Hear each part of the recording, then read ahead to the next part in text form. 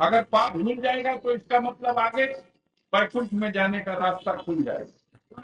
तो जो आलम दिखाई दे रहा है नर्क में तो कोई बचे ही नहीं। सांसद अफजाल अंसारी ने महाकुंभ का मखौल उड़ाकर सनातनी आस्था को ठेस पहुंचाने का दुस्साहस किया था।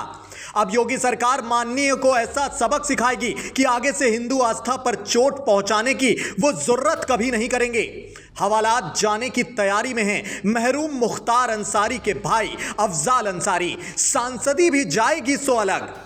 जी हां, प्रयागराज में जारी महाकुंभ को लेकर विवादित टिप्पणी करने वाले गाजीपुर से समाजवादी पार्टी के सांसद अफजाल अंसारी के खिलाफ मुकदमा दर्ज हो गया है। अंसारी के खिलाफ धार्मिक भावनाओं को आहत करने का आरोप लगाया गया है।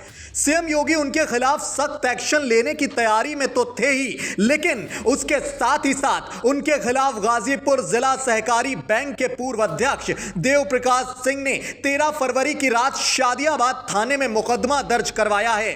गाजीपुर की शादियाबाद वही जगह है जहां माननीय मजे ले लेकर हिंदू आस्था का मखौल उड़ा रहे थे, बोल रहे थे कि कुंभ के बाद नरक में सन्नाटा हो जाएगा।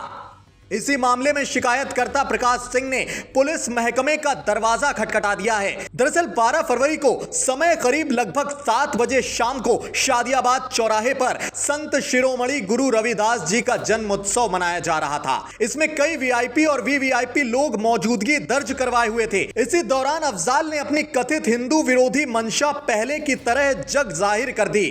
भीड़ देखकर वो सब फ्लो में बोल गए, जो कम से कम पद की गरिमा को ध्यान में रखते हुए तो नहीं ही बोलना चाहिए था। मुकदमा दर्ज करवाने वाले देव प्रकाश सिंह बोले हैं कि अफजाल ने महाकुंभ पर अमर्यादित टिप्पणी की है। सांसद की ओर से अपने पद की गरिमा के खिलाफ जाकर टिप्पणी की गई। उनकी ओर से इस टिप्पणी से सनातन हिंदू धर्म की धार्मिक भावनाएं आहत हुई हैं। आगे शिकायती पत्र में लिखा गया है कि अफजाल अंसारी बोलते हैं, श्रद्धा के इस पर्व पर मान्यता है कि संगम तट पर नहाकर व्यक्ति पवित्र हो जाएगा, पाप धुल जाएगा। अगर पाप धुल जाएगा तो मतलब आगे बैकुंठ जाने का रास्ता खुल जाएगा। जो आलम दिख रहा है उससे लगता है कि नरक में तो कोई बचेगा ही नहीं। नरक में कोई बचेगा नहीं तो बैकुंठ में हाउसफुल हो जाएगा।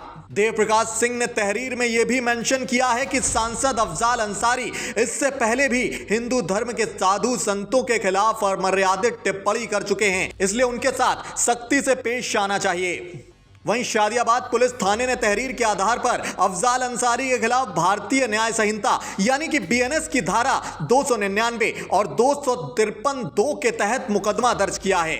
आपको यहां यह भी बता दें कि इससे पहले भी अफजाल अंसारी ने महाकुंभ और साधु संतों पर अमर्यादित टिप्पणी की थी। उन्होंने कुंभ आने वाले लोगों को एक तरह से गंजेड़ी तक बता दिया था।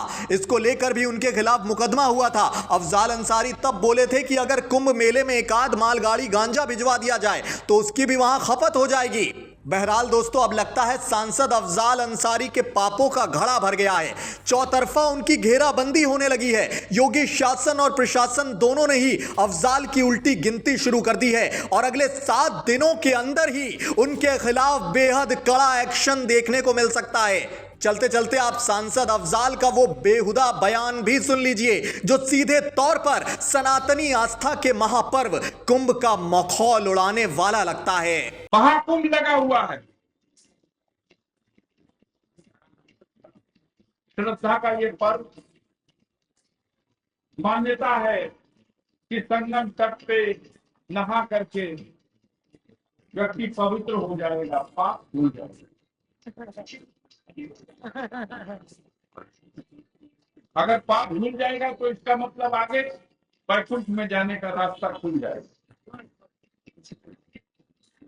तो जो आलम दिखाई दे रहा है नर्क में तो कोई बचे ही नहीं और उधर हाउसफुल हो जाए। ट्रेनों का हाल ये है, तोड़ रहे हैं शीशा, अंदर काट रही है, बच्चों को गोद में छुपाए रो रही है, झिलक रही है। आपके हमारे घर के बच्चे हाथों में ईंटा लेकर के ट्रेन तोड़ रहे हैं, उसके शीशे तोड़ रहे हैं, उसमें घुस रहे हैं। न पुलिस वाले भी असहाय, टीटी साहब भी कहीं वर्दी उतार अपनी सारी कोट वाली झोले में रख दिए कि कहीं हमारी भी पिटाई ना हो, और कोई भी खाना उसे टोकने वाला नहीं है। ये क्या कर रहे हैं? ऐसी स्थिति क्यों पैदा हो रही है? और मैंने अपनी आंख से देखा, सैकड़ों हजारों की थी, वो सब 15-16 साल से लेकर के 20 साल तक सब नौजवान लड़के।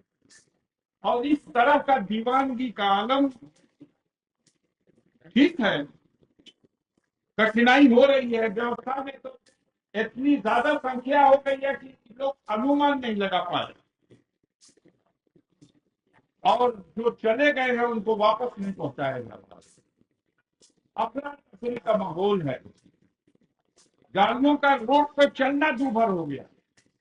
वहां का आलम तो ये है कि आपके सुनाई कचरा के मर गए कितने लोग, उसकी सही गिनती आज तक पता नहीं चल सकी। जो लोग वहां से लौट के आए हैं वो बता रहे हैं कि अरे भैया गिमला मन का नाम मर गए। और सरकार गिन के बता रही कि 25-30 आदमी मर गए। तो बड़ी विचित्र स्थिति में है। ये विशाल देश है, दुनिया का सबसे विशाल आबादी के एतबार से हम लोगों ने चीन को भी पराजित कर दिया। दुनिया में एक देश रहे वहू के पराजित कर देंगे चीन के काहे में, विकास में नहीं, जनसंख्या में पराजित कर दिया। अब कई जगह सोचे हुई कि मुद्रा में पराजित कर दिया ना।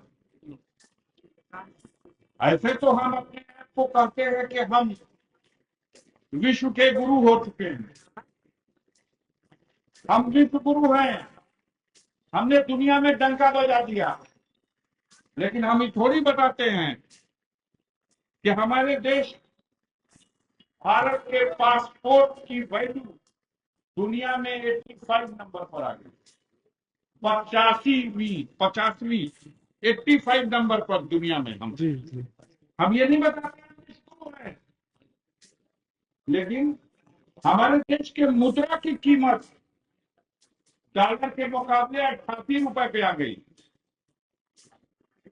हम विश्व गुरु हैं, डंका बज रहा दुनिया में हमारा, लेकिन हमारे नागरिकों को अमेरिका, अब वो भी ट्रंप साहब जब हो गए वहां के राष्ट्रपति, जो हमारे दोस्त हैं, वो जीतते हैं तो हम कीर्तन गाते हैं, हम उत्सव मनाते हैं, हम जग मनाते हैं, और हमारे नागरिकों को पैरों में बेड़ी, हाथों में हथकड़ी और कमर में रस्सी डाल के भेज दिया।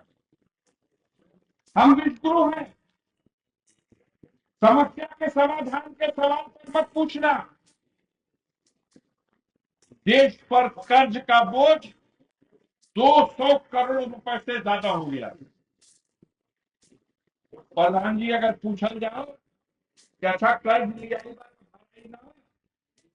तो भैया किस्तिया भरत हुआ, तो ना किस्तिया भरे भर तो जुगाड़ नहीं थे बन पावा, तब बेजवा तो भर दे भैया महाजन कर, तब बेजवा भरे इतना कुल टैक्स वसूलना का बाद हमारे पास क्षमता नहीं है कि जो कर्ज हम ले चुके हैं देश के लिए वो कर्जा का हम ब्याज भर दें।